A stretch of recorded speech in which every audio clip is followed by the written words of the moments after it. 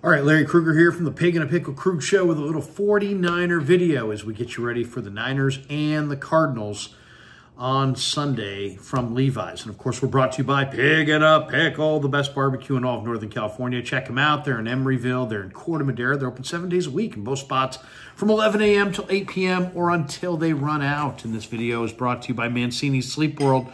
Mancini's is now a proud sponsor of the Krug Show. They offer a 120-night guarantee with a range of brands and price points. I'm loving my Mancini's bed. It's awesome. With Mancini's, you get free next-day delivery. Click the link below or go to sleepworld.com to find a bed that works for you.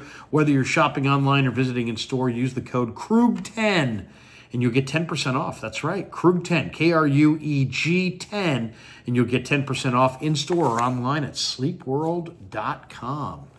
All right, let's talk a little bit about the Niners, the 2-2 49ers at home on what promises to be the hottest game in the history of Levi's Stadium. Somewhere between 95 and 98 degrees is the estimate for Sunday's game time temperature. Niners are 2-2. Cardinals are 1-3. It's alumni weekend. There's going to be over 100 ex-49ers in the house. Patrick Willis will be given his Hall of Fame ring at halftime. He'll be honored. The great P. Willis, the newest 49er Hall of Famer. Let's talk about some of the news around the team. All right, Christian McCaffrey, according to Adam Schefter, is not going to return on Thursday against the Seahawks. He's got Achilles tendonitis. He will not be there in Week 6 against the Seahawks, but he's ramping back towards playing. He is eligible to return. His return date will be determined by how he fares at practice. And he was out at practice this week, and he didn't have any pain. So his Achilles pain did not flare up this week in his first on-field work since he went on IR earlier this year. So they're thinking maybe he'll return October 20th against the Chiefs. If not that week, maybe the next week, the 27th, against the Cowboys.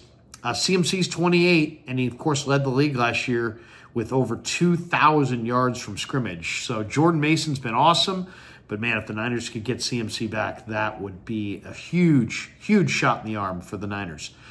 Transaction-wise, 49ers elevated Trent Taylor today. This is because Jacob Cowing hurt his shoulder, and he's questionable. So Trent Taylor gets called off the practice squad to be the punt returner. T.Y. McGill, the defensive tackle, veteran defensive tackle, also called off the practice squad on Saturday. The 49ers put Gross-Matos on IR. I didn't realize it was that serious, his knee injury. So he's on IR. I don't know if he's designated to return or not, or if his season has ended. The Niners did activate Kalia Davis from the IR. Kalia Davis had, in the preseason, the greatest game he's ever had. He is an interior pass rusher of note. I'm really eager to see what he can do as far as rushing Kyler Murray, because Kalia Davis, if he plays in the regular season the way he played in that preseason game, the 49ers defense just got a little bit more teeth, because he is an outstanding interior rusher, former converted inside linebacker, and you can see that speed.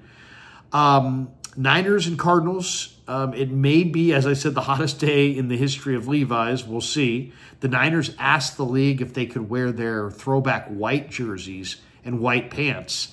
They will wear the throwbacks, but the league said no. Didn't give them enough notice. You need more notice than that, according to the league. So the Niners will wear the red 94 throwbacks and the white 94 throwback pants. It's a clean look for sure. The Niners wanted to wear all white, so you'll have the Cardinals in the white jerseys. The Niners will be in the red jerseys.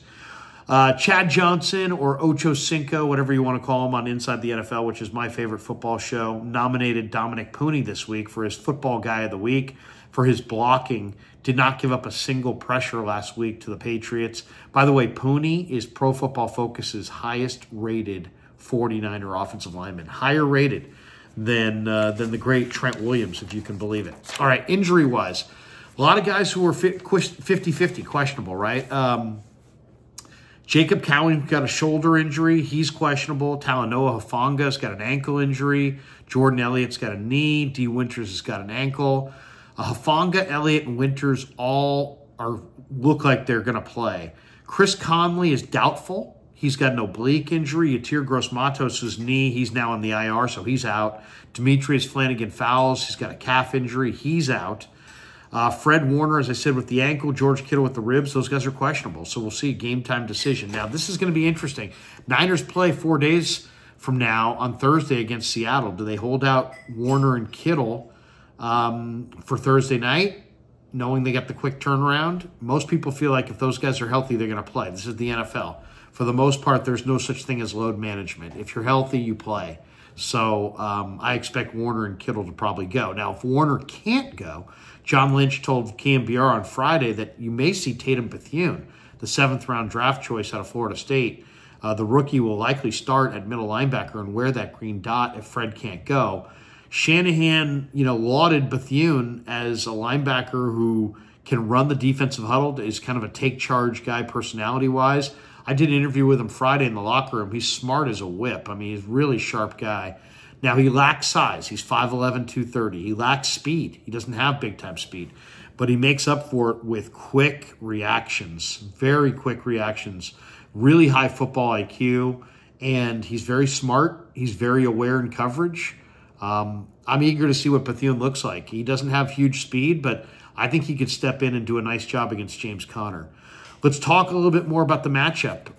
The Niners are 2-2. The Cardinals are 1-3. Last week, Brock Purdy averaged over 10 yards per attempt. He really went down the field last week more than ever before. Arizona secondary allowed Jaden Daniels of the Commanders last week to go 26 of 30. He had a 110.4 rating. Arizona's pass defense gave up 5 touchdowns, 2 picks. They had 2 picks.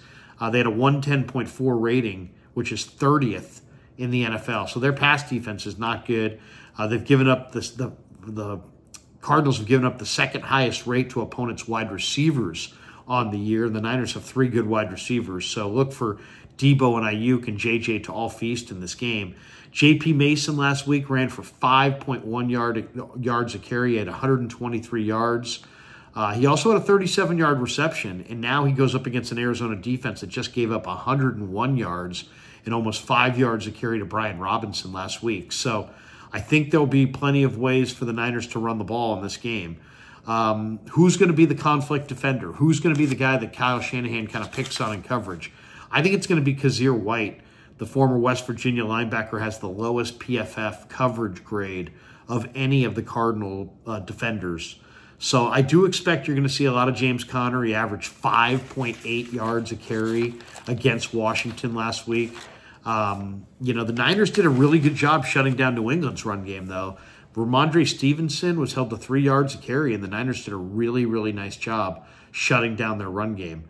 As far as Kyler against Washington, he was 16 of 22 for 142 yards and a touchdown and a 104.7 rating. You got to contain Kyler. He's got 164 yards rushing, and he's their 2nd leading rusher. He's only going for about 40 yards a game, but we all know he's got the potential to even be to do more than that. This to me is going to be a big game as far as you can't make a lot of mistakes. Arizona is the least penalized team in the NFL. They only have 18 penalties in 4 games. 13 of the 18 have come on the road, so maybe they'll make a few more on Sunday at Levi's. But the Niners are 14th in the NFL, having committed 29 penalties. And, here's the bottom line. If you're going against a team that doesn't commit penalties, you can't commit penalties. You can't have a huge deficit penalty-wise, yardage-wise, or it really is a drag on the entire team. One guy to really key on defense is Marvin Harrison Jr., the rookie wide receiver, was the 4th pick in the draft. He's got 4 touchdowns in the last 3 games alone. As far as Murray, even though he's super fast, he's also a guy that you can sack. I mean, he got sacked 4 times last week against Washington, and he only had 22 pass attempts.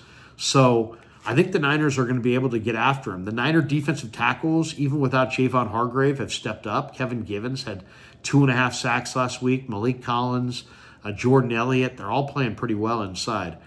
Arizona did gash the Niners in the run game last year. They ran for 234 yards and 7 yards per carry in the Niners' 45-29 victory over the Cardinals last year. So that the Niners better better take their vitamins and drink their juice and be ready to go, because James Conner is a horse, and you can't arm tackle that guy. You're going to have to hit him.